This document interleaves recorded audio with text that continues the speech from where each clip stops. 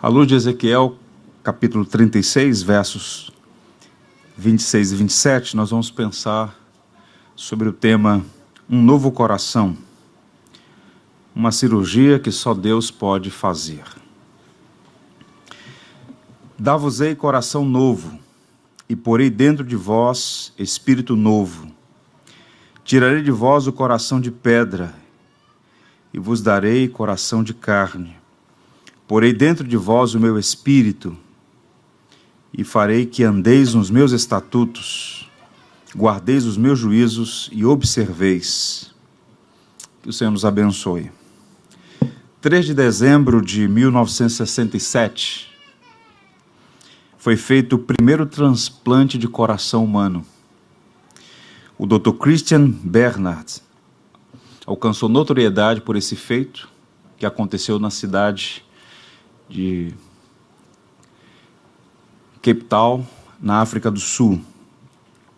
A partir de então, milhares de pessoas que estavam condenadas à morte foram salvas por esse avanço da medicina, a possibilidade de transplantar o coração humano.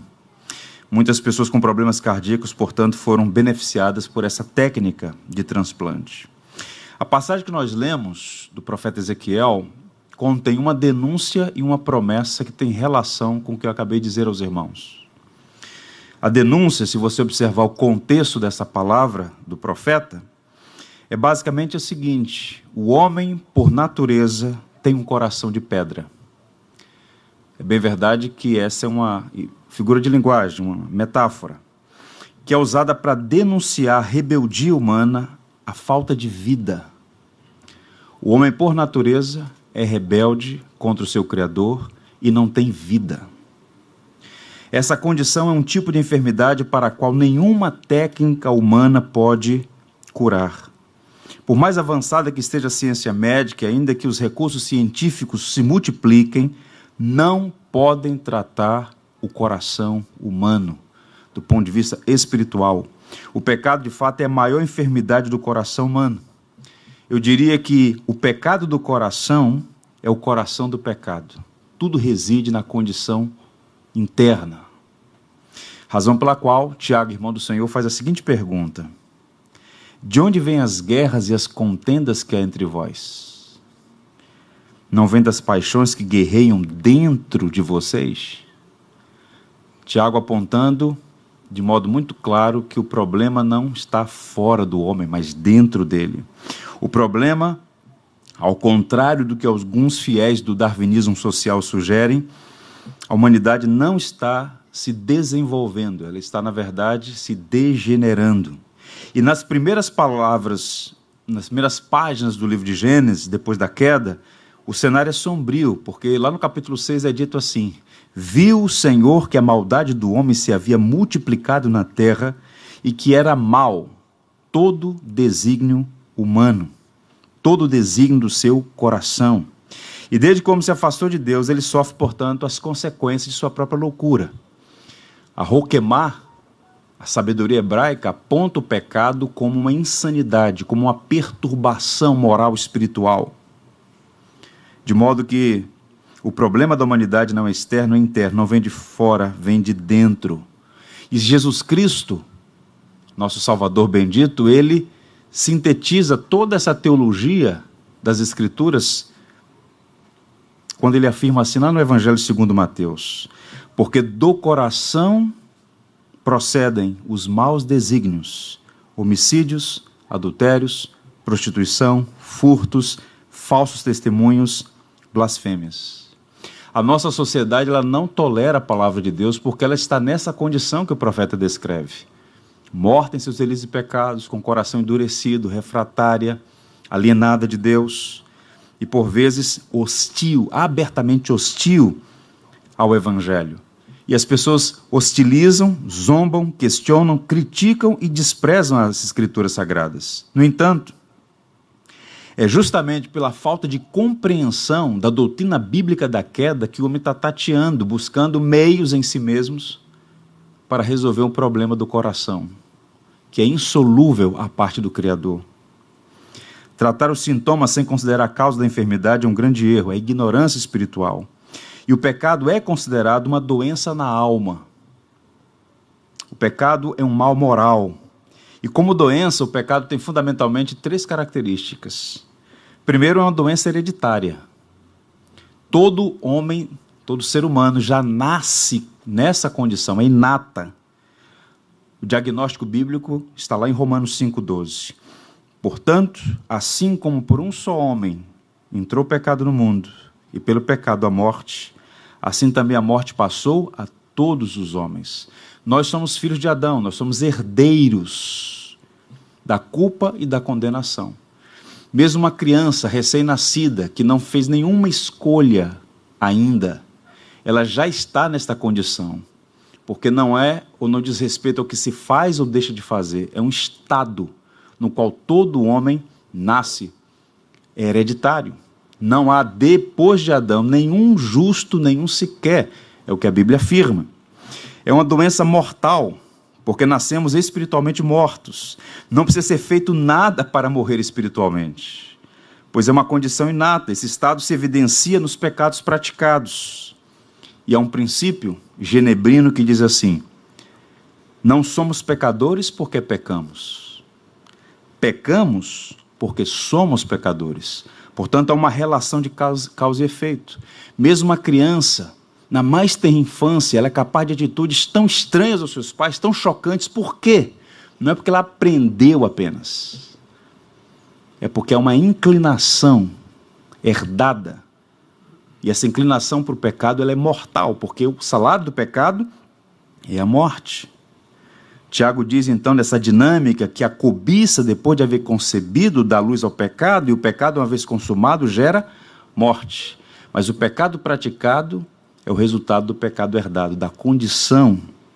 E, portanto, o pecado também é uma doença universal. Paulo diz que todos pecaram e carecem da glória de Deus. O diagnóstico é de pandemia moral e espiritual global.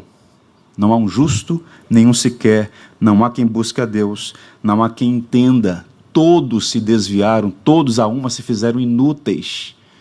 E as melhores obras dos homens, conquanto boas do ponto de vista horizontal, não são suficientes para reconciliá-lo com o seu Criador. Nós batistas herdamos boas tradições, uma herança teológica maravilhosa. Uma delas, a Confissão de Fé de New Hampshire, escrita no início do século XIX, traduzida pelos missionários pioneiros que aqui chegaram, Zachary Clay Taylor. E no artigo 3, que trata da queda do homem, há um resumo do que essa doutrina nos ensina, tão importante para entender a doutrina da salvação. Há muitos cristãos com mentalidade pagã, porque ainda não entendeu a condição do homem sem Deus, a condição do homem pós-queda. E o artigo 3 diz assim: cremos que o homem foi criado em santidade, sob a lei de seu Criador, mas, por voluntária transgressão, caiu de tal estado santo e feliz. Em consequência disso, toda a humanidade é agora pecadora, não por coação, mas por escolha, sendo por natureza carente de santidade exigida pela lei de Deus, inclinado de fato para o mal, e, portanto, sob a justa condenação, a eterna ruína, sem defesa e sem desculpa. Está aqui um retrato 3x4, um resumo, uma sinopse da condição do homem. Foi criado em santidade, foi criado numa condição de felicidade, criado por Deus e para Deus, mas voluntariamente escolheu desobedecer a Deus e, buscando uma liberdade falsa, escravizou a si mesmo e aos seus descendentes, porque o homem só é livre como um peixe na água, debaixo do senhorio de seu Senhor. Quando o homem tenta libertar-se do senhorio de Deus, o que ele encontra é escravidão. Foi o que aconteceu com Adão. De modo que todo homem nasce nessa condição de coração de pedra, endurecido, indisposto a adorar a Deus, a amá-lo, a devotar a Ele a sua vida. Por isso o profeta Isaías, com muita propriedade, diz: a mão do Senhor não está encolhida para que não possa salvar, nem surdo o seu ouvido para não poder ouvir. Mas as vossas iniquidades fazem separação entre vós e o vosso Deus, e os vossos pecados encobrem o seu rosto de vós, para que não vos ouçam. Em outras palavras, o pecado é esta barreira que se interpõe entre o homem e o seu Criador. Todos os homens nascem nessa condição de alienação, de separação, e por conta disso não há paz, não há alegria, não há contentamento, não há vida, não há sentido. E na ânsia de tapar esse vazio existencial, o homem lança a mão de coisas boas, inclusive, mas não podem em si mesmas ocupar o lugar de Deus. O homem não pode ser reconciliado pelos seus caminhos, exceto o caminho de Deus, que é o próprio Cristo. O pecado separou Adão e Eva de Deus e todos os seus descendentes. O homem, portanto, está separado de Deus. Essa é a denúncia que é feita nessa passagem. Mas o profeta Ezequiel apresenta aqui uma promessa, e a razão pela qual nós estamos aqui, o motivo pelo qual fomos testemunhas de batismo nesta manhã, é porque essa promessa se cumpriu. Deus, em sua infinita misericórdia, fez a promessa, uma promessa graciosa. Ele prometeu dar ao seu povo um novo coração. E a linguagem usada por Ezequiel, coração de pedra, coração de carne, é uma referência à natureza espiritual do homem.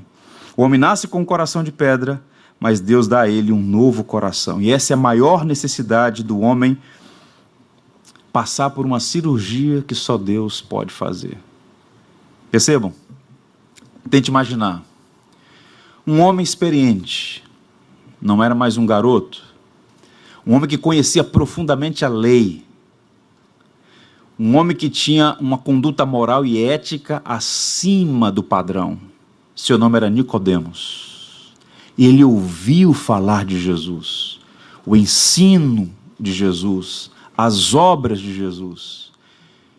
O evangelista João, o apóstolo, diz que ele procurou o Senhor, foi conversar com o Senhor, e naquele diálogo maravilhoso registrado no capítulo 3 do Evangelho segundo João, entre outras coisas, Jesus diz a João o seguinte: em verdade te digo, se alguém não nascer de novo, não pode entrar no reino de Deus. Fazendo aqui uma paráfrase e uma conexão com o título da mensagem, em verdade, se alguém não passar pela cirurgia divina e receber um novo coração, não pode entrar no reino de Deus. O novo coração é essencial, é fundamental, razão pela qual Jesus disse: que não nascer de novo não entra no reino. A regeneração é essencial. E aqui a gente vai usar essa linguagem da cirurgia. Deus removendo a natureza caída, o coração de pedra, dando um novo coração, uma nova vida. E aqui eu queria responder 5 perguntas sobre essa cirurgia, que pode nos ajudar a compreender essa preciosa doutrina do Evangelho. A primeira é basilar. O que é a cirurgia que Deus e só Deus pode fazer? O novo nascimento, o novo coração, a regeneração, é uma operação de Deus no coração humano que concede vida espiritual. Então, esse coração de pedra é uma metáfora para a condição de morte, de alienação, de indisposição, de fechamento, e inclusive de hostilidade ao Criador. Então, a Bíblia vai apresentar o homem como morto em seus delitos e pecados. Ele perdeu vida, ele agora está subjugado pelo poder do pecado, ele vive indisposto para Deus, impossibilitado de amá-lo. E quando Deus regenera o coração humano, ele dá uma nova disposição espiritual, que não é tangível, não é mensurável aos olhos humanos. É algo místico, interno, na alma. Não é uma nova alma que é criada, é uma disposição nova que acontece. Paulo chama isso de novo homem, novo coração, regeneração. E o novo nascimento não é uma cirurgia visível, é algo essencialmente espiritual.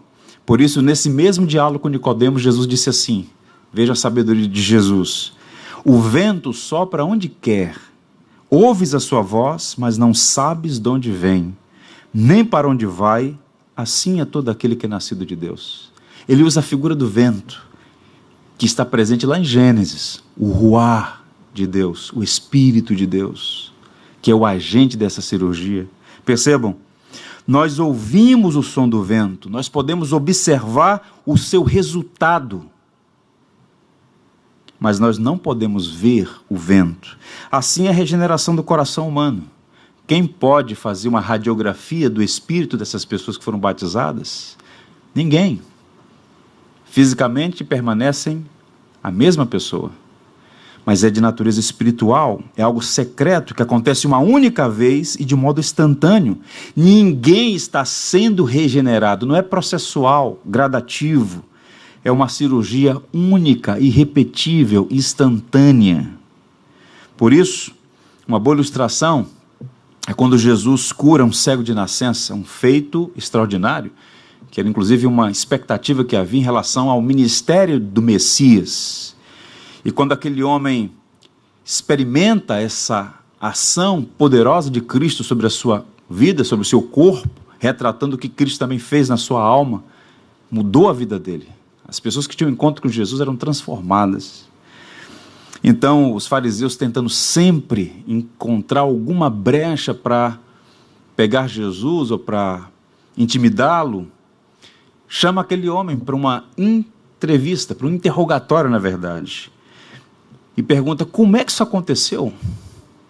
É impossível que você, porque ele era conhecido daquela comunidade, era um cego de nascença, cresceu naquela comunidade, todos sabiam que ele não enxergava absolutamente nada, e agora o homem estava enxergando.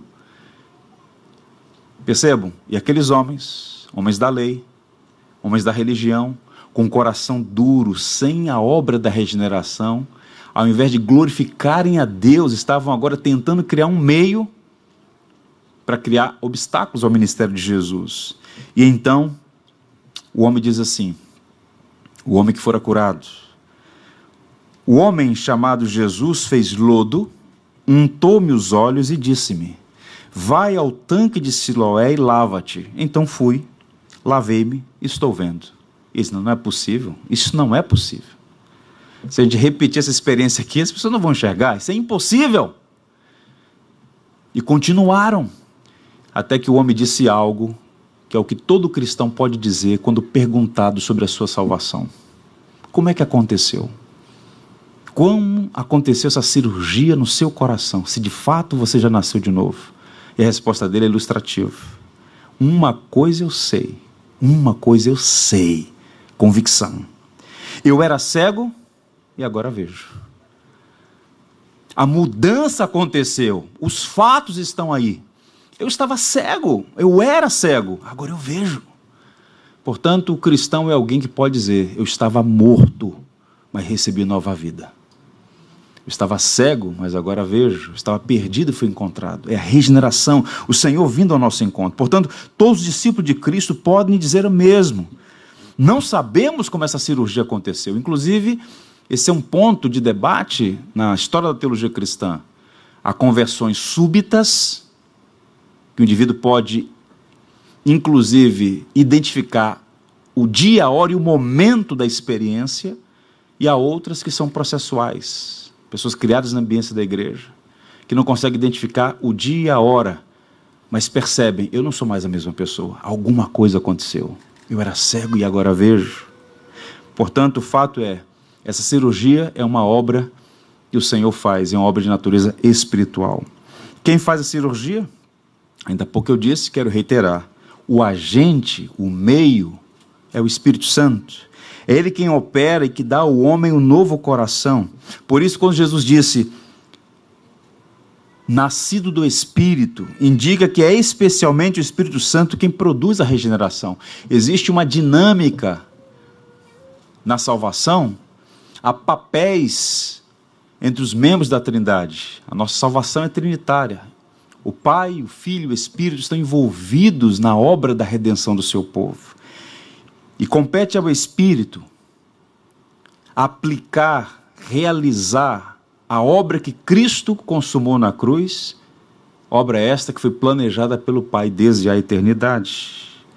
Não desempenhamos papel ativo nessa cirurgia, mas sofremos, somos sujeitos de uma ação E vemos os resultados. Isso está evidente, por exemplo, na carta de Paulo a Tito, quando ele diz assim: segundo a sua muita misericórdia, ele nos salvou, mediante o lavar regenerador e renovador do Espírito Santo. Então Paulo está dizendo que é pela misericórdia que nós somos salvos, e ele usa essa linguagem, lavar, regenerar, mostrando que o Espírito Santo foi enviado com essa missão, de operar essa cirurgia. Inclusive o texto de Ezequiel fala sobre isso: porei o meu Espírito em vós. O Espírito Santo, que nos traz para o Senhor, que abre os nossos olhos, que muda o nosso coração, que está nesse processo de santificação na nossa vida, que é o penhor da nossa salvação, é o pagamento parcial, que garante o pagamento final. Aquele que começou a boa obra em vós há de completá-la até o dia de Cristo. Por isso Paulo diz que ele é o penhor, o sinal da obra de Deus em nossa vida. Então, um dos aspectos mais importantes da obra do Espírito diz respeito à salvação do povo de Deus. Consiste em aplicar os merecimentos de Cristo aos pecadores, capacitando-os a receber a graça da salvação. Lembram que Paulo disse aos Coríntios? Ninguém, disse Paulo, ninguém pode dizer Jesus Cristo é Senhor, senão pelo Espírito Santo. A verdadeira confissão, a confissão que reflete a condição do novo coração, essa confissão sincera, verdadeira, autêntica, ela é o resultado e uma evidência de que o Espírito já operou ali. É impossível haver um convertido sequer, um único convertido sequer, sem que essa transformação aconteça pela obra do Espírito Santo. Nosso grande pregador, o Charles Spurgeon, o maior pregador batista da história, ele disse com muita propriedade que é mais fácil ensinar um leão a ser vegetariano do que converter um coração pelo esforço humano. Não faz parte da natureza de um leão comer alface. Não faz parte da natureza humana amar a Deus. A natureza foi corrompida. O homem não quer a Deus. Não é questão de inteligência, de acesso à educação, não é questão de contexto histórico, social. Todos os homens estão na mesma condição. Quem não está no Espírito, os homens que estão na carne, diz Paulo aos Romanos, não podem agradar a Deus. Portanto, é evidente que é necessário que haja essa intervenção do Espírito Santo. Há uma diferença entre regeneração e conversão. Nós, por vezes, trocamos essas nomenclaturas. A primeira, a regeneração é um ato de Deus, enquanto a conversão é um ato do homem. O novo nascimento é uma obra que o Espírito faz em nós. A conversão é aquilo que fazemos quando nos arrependemos e cremos em resposta ao chamamento de Deus. A regeneração é uma energia, é uma obra de uma única pessoa. É Deus que vem e muda o coração. Você pode colocar 2 brasas incandescentes sobre os olhos de um cadáver, ele não reage. Não há como reagir. Um morto no cemitério não decide voltar à vida. Está fora da sua competência. Para que o homem creia, para que o homem se arrependa, é preciso que haja esse fôlego de vida, esse chamamento. Lázaro, vem para fora. Essa obra primeira é de Deus. E quando o homem é regenerado, ele é habilitado a se arrepender e crer. Então a regeneração é obra de Deus, a conversão, que é processual, ela acontece no primeiro momento e estamos sempre nos convertendo, deixando o pecado e dirigindo-nos a Deus. A regeneração é uma obra exclusiva do Espírito, que é instantânea, completa. Portanto, quem faz essa obra é o Espírito Santo, o Deus que habita em nós. Os antigos diziam que o maior evangelista da história é o Espírito Santo. Ele é o responsável por todas as conversões genuínas da história. Foi o que Cristo disse: enviarei o meu Espírito, ele vos convencerá do pecado, da justiça e do juízo. Então não é uma questão apenas cognitiva, não é porque você entendeu o sistema, não é porque você foi persuadido por uma pregação, é o Espírito, e a história está aí para testemunhar. Por vezes uma leitura bíblica simples, por vezes um testemunho simples, por vezes uma pregação simples. Deus usa os mais variados meios mas é o Espírito que toca, que transforma, que regenera, que traz o homem para si. Pergunta: que instrumento é usado para fazer essa cirurgia? Resposta: a palavra de Deus é o bisturi do Espírito Santo. Deus mesmo, estabelecendo os fins, estabeleceu os meios. Como é que o Espírito infunde fé salvadora? Como é que o Espírito transforma o coração de pedra, tirando, removendo e colocando um novo coração? Usando esse bisturi, a palavra. Pedro diz assim no capítulo 1, fostes regenerados. Percebam toda a construção verbal, inclusive na língua portuguesa aponta isso claramente. Sofremos essa ação, fostes regenerados. Não de semente perecível, isso não tem a ver com o homem, mas imperecível, e aí vem a resposta, por meio da palavra, a qual é viva e operosa por toda a eternidade. É a palavra de Deus.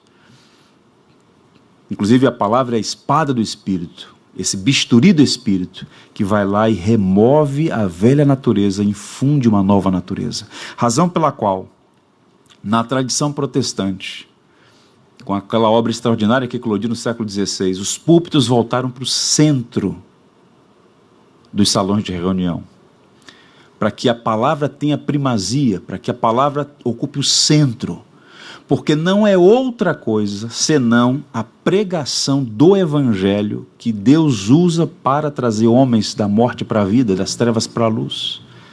A palavra de fato é o bisturi de Deus. Tiago, irmão do Senhor, diz, segundo o seu querer, percebam, ele nos regenerou pela palavra da verdade, Tiago 1,18. Mais uma vez, há uma harmonia entre os autores do Novo Testamento, apontando claramente isso. Essa cirurgia é uma obra que Deus faz no coração humano, é de natureza espiritual. Quem opera é o Espírito e o instrumento que ele usa é a palavra. Palavra pregada, palavra anunciada, palavra verbalizada. Razão pela qual nós cristãos temos que dar testemunho do Evangelho, falar do Evangelho, porque é por meio do ouvir a palavra de Deus que a fé opera. A fé vem pelo ouvir e ouvir a palavra, diz o texto sagrado. Imagine um homem morto espiritualmente, ele não pode fazer nada para tornar a viver, mas ele precisa soberanamente sofrer da parte de Deus essa ação, mudando o seu coração, e então ele responde a esses chamados. Um exemplo clássico disso, eu recomendo a vocês a leitura das obras de C.S. Lewis. Cresceu na ambiência da igreja anglicana, no século XX, um cristão nominal, como muitos, frequentam a igreja, se familiarizam com a linguagem, com a liturgia, com as canções, com a dinâmica, mas, como Deus não tem netos, quem não passa pela experiência do novo nascimento não é filho de Deus, no sentido de receber os benefícios do unigênito Filho de Deus, que é Cristo. Nós somos adotados nessa família. De modo que, então, C.S. Lewis, aos 15 anos, literalmente, diz ele no seu texto, Cristianismo Puro e Simples, ele renega a fé dos seus pais, vai para a academia, se torna um dos grandes professores de literatura na Inglaterra, em Oxford, e fica nessa condição, refratário, impenitente, confessando ser ateu, não querendo nada com o evangelho, com o cristianismo, nada que essa linguagem era atraente a ele. Até que ele mesmo diz, fui surpreendido pela alegria. Esse é o título da sua autobiografia, surpreendido pela alegria. E ele então registra o seguinte: me rendi e admiti que Deus era Deus, me ajoelhei e pela primeira vez orei. Mais à frente ele diz, eu acredito no cristianismo, no evangelho, como acredito que o sol nasce todo dia, não apenas porque eu vejo, mas porque através dele eu vejo tudo ao meu redor. Em outras palavras, aquele homem cego, percebam, inteligente, mas ignorante, cego espiritualmente, quando ele sofre essa operação por meio da palavra, quando ele passa pela experiência do nascimento, uma mudança acontece. Como nós vamos ver, há evidências dessas mudanças. Mas uma primeira evidência é que agora o cego é colocado nele lentes pelas quais ele consegue enxergar a realidade. Não mais como alguém que vê nublado, mas com nitidez, que consegue ver as cores. Então ele diz, olha, eu acredito no cristianismo, não apenas porque eu estou vendo o sol, mas é porque através dele eu enxergo todas as coisas. Encontrou sentido, se tornou um dos grandes autores do século passado. Ainda hoje suas obras são publicadas no mundo inteiro. Uma quarta pergunta. Quanto custa essa cirurgia? Há um paradoxo aqui. Custa tudo e é de graça. Custa tudo para Deus, mas não custa nada para o homem. É cara e é de graça. É cara para Deus porque só havia uma maneira de reconciliar os homens consigo mesmo. A vileza, a tirania, a escravidão, o odor da morte, do pecado, fica evidente na cruz. Se houvesse outra maneira de salvar pecadores, Deus lançaria a mão dela, mas não havia. Quando Deus criou o mundo, diz a narrativa bíblica que Ele fez todas as coisas pelo poder da sua palavra, ex nihilo, a partir do nada. Haja luz e houve luz. Um comando e as coisas surgiam. Mas para perdoar pecadores, Deus não poderia dizer, haja perdão. Deus não poderia manter seu amor e a sua justiça. Como um juiz pode liberar um criminoso e manter a sua reputação de justo? Deus não poderia perdoar. De modo que o perdão é um problema para Deus, um problema que Ele resolve, e só Ele resolve. Como é que Deus faz então para salvar pecadores? Ele envia o seu Filho, o Verbo eterno, que se torna gente na história, carne e osso como eu e você, que vive de modo integral e perfeito a lei, e num determinado momento da história, começa a exercer seu ministério público, até que chega o momento singular, que estamos celebrando nesses dias, a Páscoa.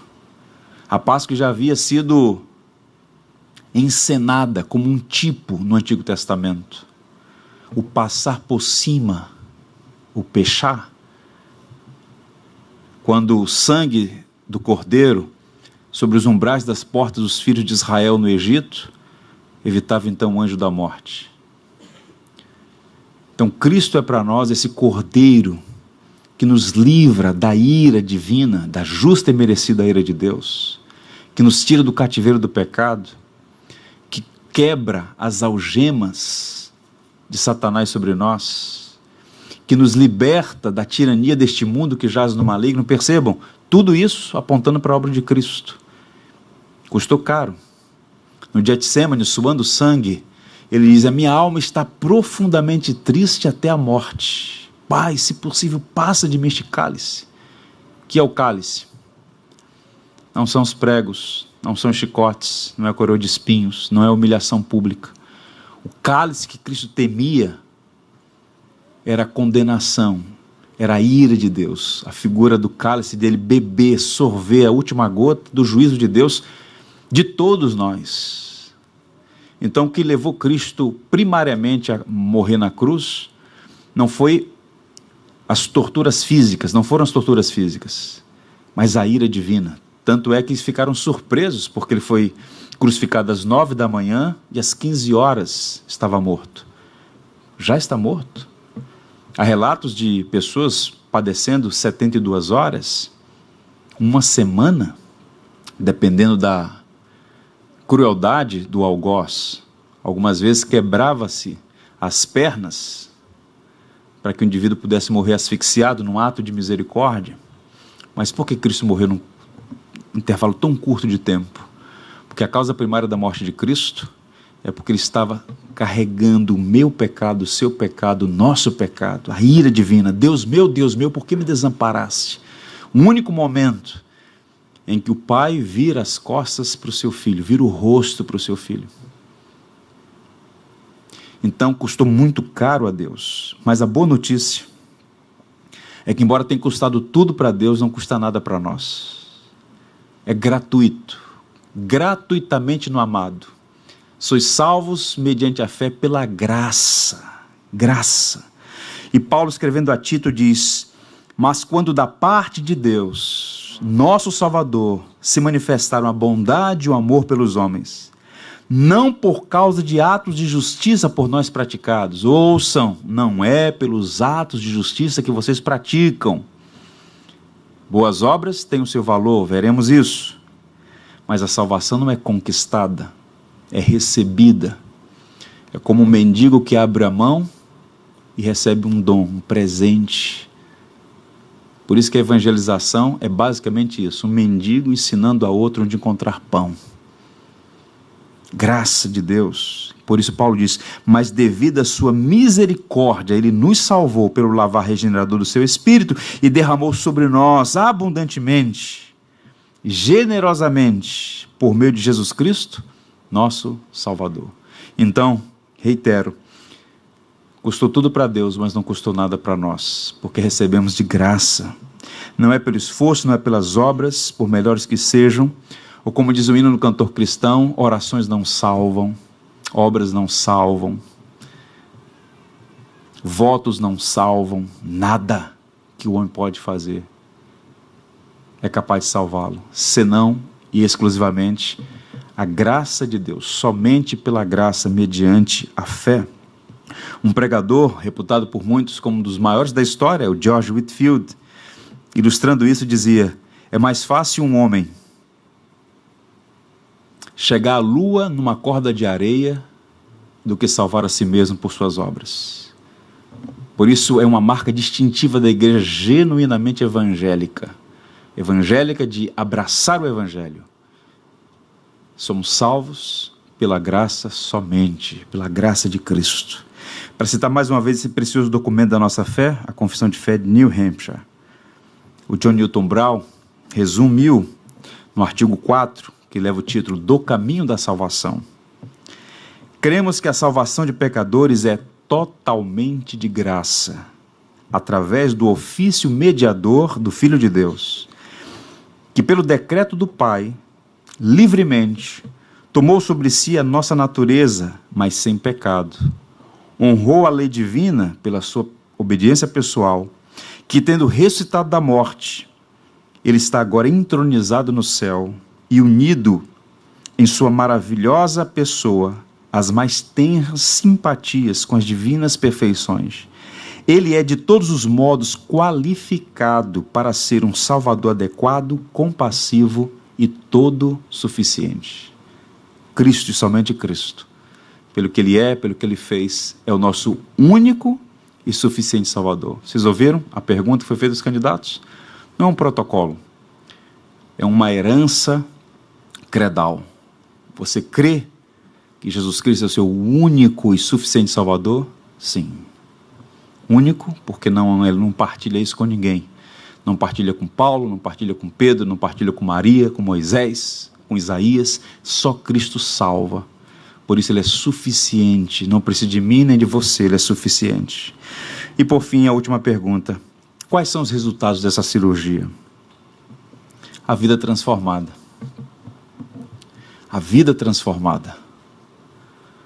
Então o evangelho não é um sistema que você abraça como abraça um código doutrinal e ético.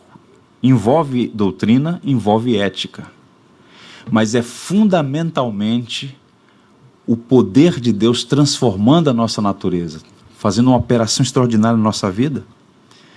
Razão pela qual, lá em 2 Coríntios, capítulo 5, verso 17, é um texto belíssimo que diz: se alguém está em Cristo, nova criatura é. As coisas velhas se passaram, tudo se fez novo. Aos Romanos, falando sobre a importância de morrer para o pecado e viver para Deus, ele disse: andemos nós em novidade de vida. E embora algumas dessas mudanças sejam gradativas, o comportamento muda porque o coração foi transformado. Então percebam, há uma mudança aqui. Você pode, pela força da lei e por outras forças mais, mudar comportamentos errados. Quem é pai e mãe aqui sabe disso. A disciplina, o tom da voz. Crianças mudam comportamentos. Homens mudam comportamento pela força. Mas se o coração não for transformado, na primeira oportunidade, ele volta às práticas antigas.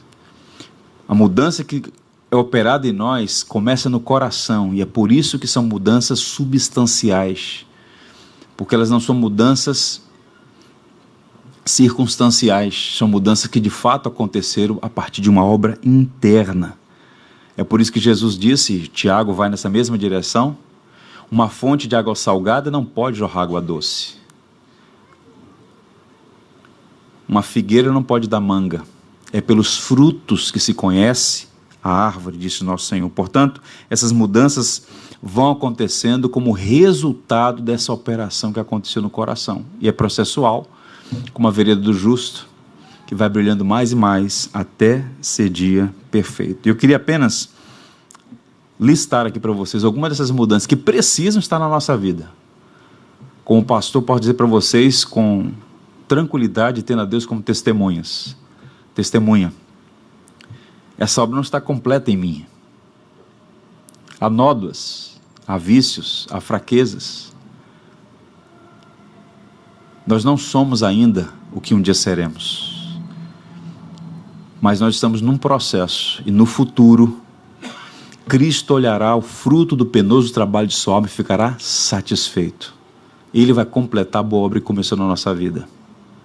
E quais são as evidências de que você é salvo, de que você passou pela regeneração, a que os nossos irmãos foram batizados? O salvo tem prazer na palavra de Deus.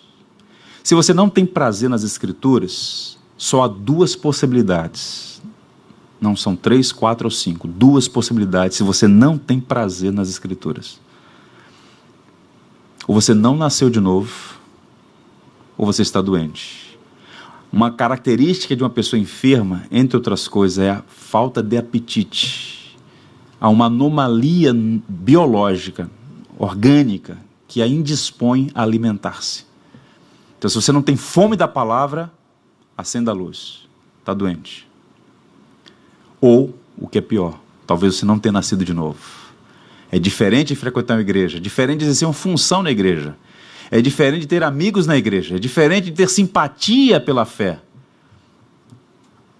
Isso está escrito de modo muito claro na tradição judaico-cristã. No capítulo 1,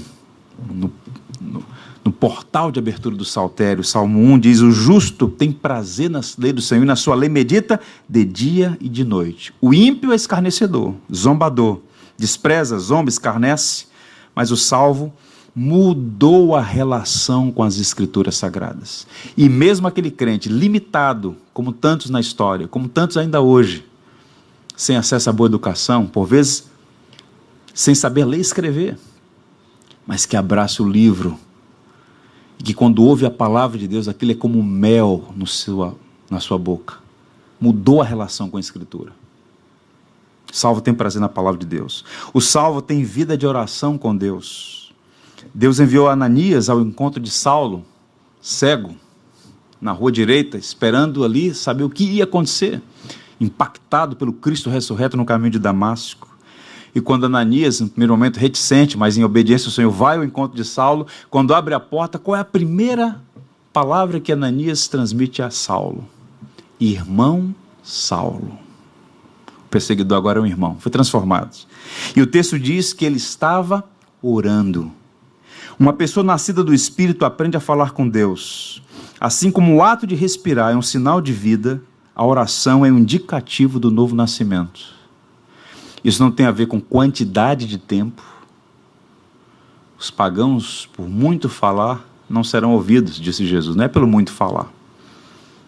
Há uma diferença entre a oração cristã e as ladainhas. Mas percebam, orar, falar com Deus, é um sinal de que a vida ali está respirando. A oração é o oxigênio da fé.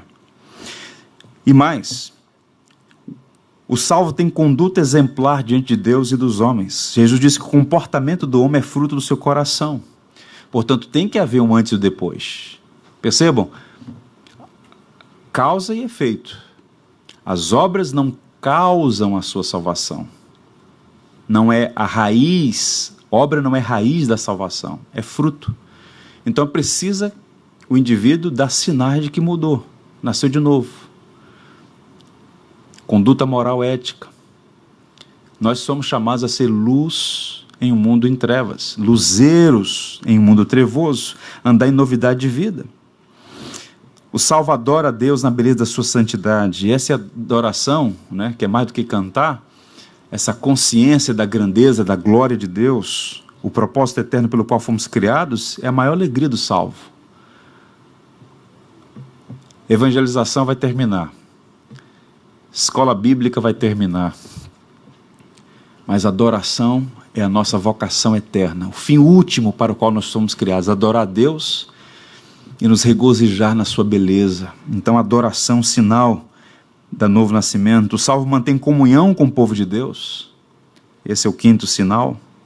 Não existe a possibilidade de estar em Cristo e desconectado da igreja. Que anomalia é essa?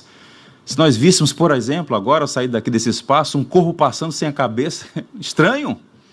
Não existe tal coisa. Há uma unidade orgânica entre a cabeça e o corpo. Não pode haver a cabeça sem o corpo, nem o corpo sem a cabeça. De modo que quem é regenerado, quem está conectado a Cristo, que é a cabeça, está conectado ao seu corpo, que é a igreja. Você não pode ter Deus como pai, se não tem a igreja como mãe, disse Cipriano, Calvino, os grandes teólogos da igreja antiga, apontando para isso, essa relação. E vejam quantos testemunhos nessa direção, gente que não suportava a igreja. Cegas, iludidas, envaidecidas, cristianismo, igreja, isso aí para pobre, ignorante, gente que não teve acesso à cultura, está assim de europeu, caminhando para o inferno com seus diplomas ostentantes no pescoço, perdendo o sentido da vida. Então percebam, se você é nascido de novo, avalie esses elementos todos, em particular esse, sua relação com a igreja, com o povo de Deus. Quem é nascido dele, ama, diz João, aqueles que são gerados por ele. Aprenda a amar a igreja de Cristo. Seja um diligente trabalhador na seara do Senhor. A gente está tão envolvido nas coisas deste mundo.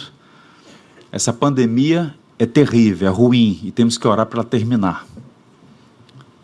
Não devemos orar para ela ser prolongada. Pelo contrário, Senhor, traz refrigério, chega, tem misericórdia. Mas até ela passar, não a desperdice. No primeiro momento, naquele susto do ano passado, percebam o que aconteceu.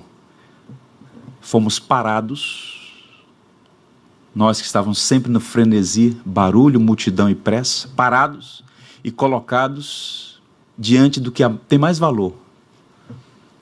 Em casa, com a família, com a palavra. Muita gente foi reconciliada, muita gente teve a sua fé revitalizada, parou para pensar sobre o que de fato é importante. Quanta gente, com todos os recursos, viu a vida escoar pelos dedos. Profissionais de saúde, médicos perderam a vida. Homens, mulheres, com todos os recursos à disposição, perderam a vida. Porque a vida, meus irmãos, de fato é uma neblina que cedo passa. Portanto, seja diligente. Tudo que você tem, tudo que você é, são dádivas de Deus, para glorificar a Ele, para o seu benefício, em alguma medida também, mas também para servir. E existem esferas nas quais podemos servir. A esfera da criação, seja um perfeito, no sentido de excelente, profissional, sirva as pessoas, mas também aprenda a servir no contexto, na esfera da redenção. Quais são os talentos que Deus te deu para a edificação da igreja? Nesse contexto da pós-modernidade, nós somos, num processo muito sutil, talvez levados àquela mentalidade do consumista, do consumidor. Vem a igreja consumir um produto, até domingo que vem, se der. E a pergunta é, quais são os dons e talentos que eu tenho usado para abençoar seus irmãos? Todos nós temos dons e talentos. Alguns são perceptíveis, visíveis, outros nem tanto, mas na metáfora do corpo, Não há nenhuma parte que não tenha utilidade.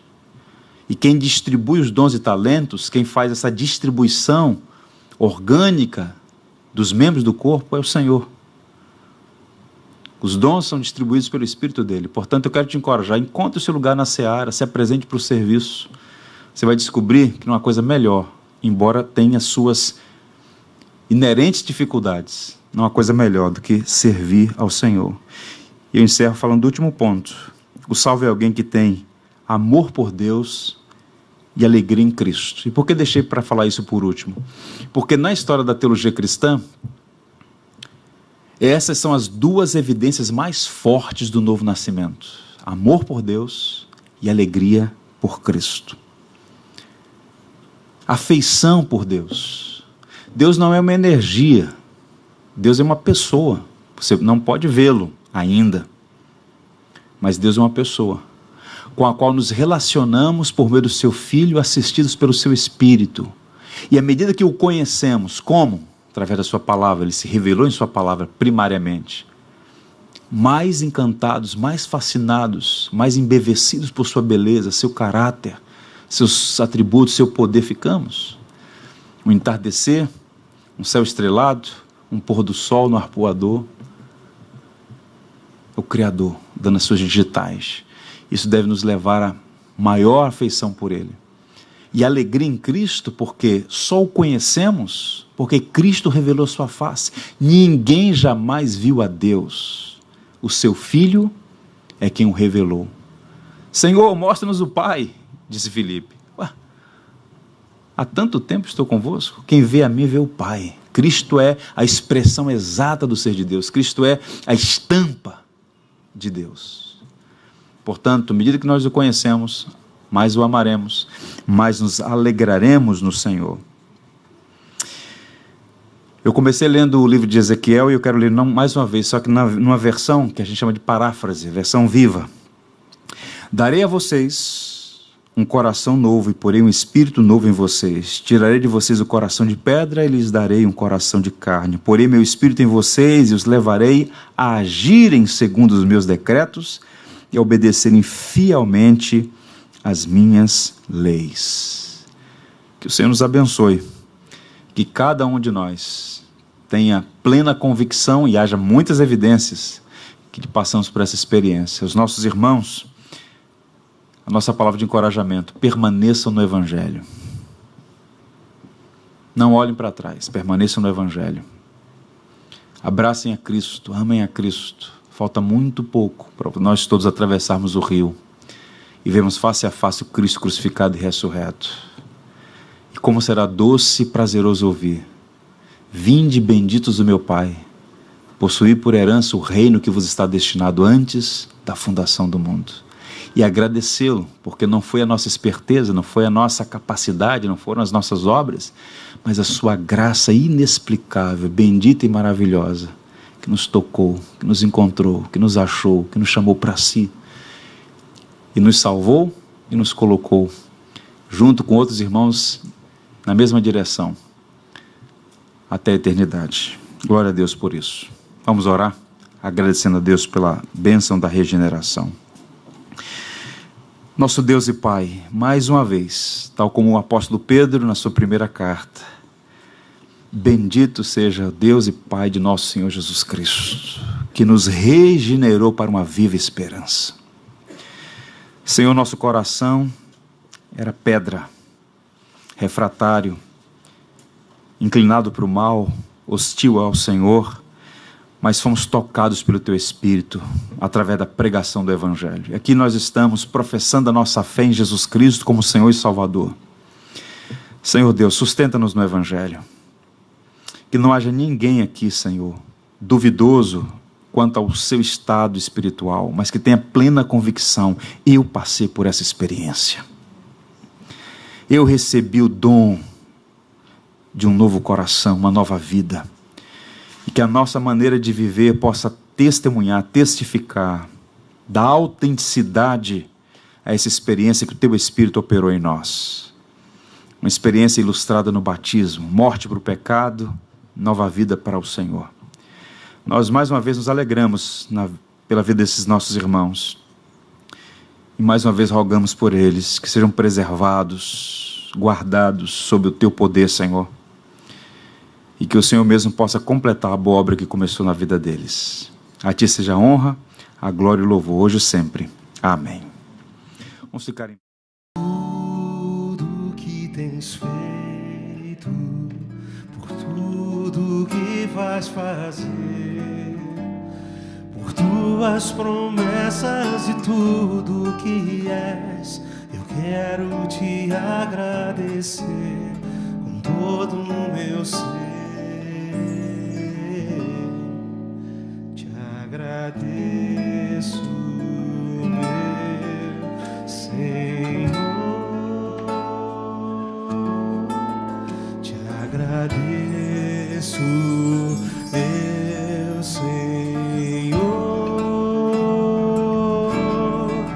Te agradeço por me libertar e salvar, por ter morrido em meu lugar. Te agradeço,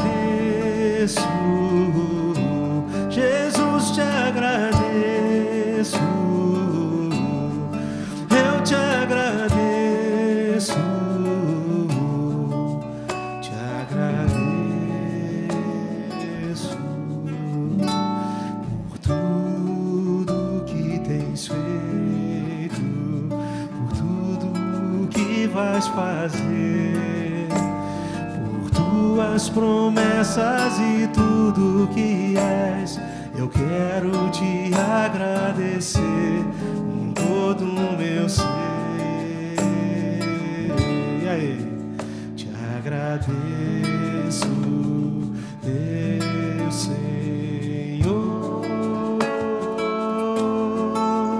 Te agradeço, meu Senhor. Te agradeço por me libertar e salvar, por ter morrido em meu lugar. Te agradeço, Jesus, te agradeço.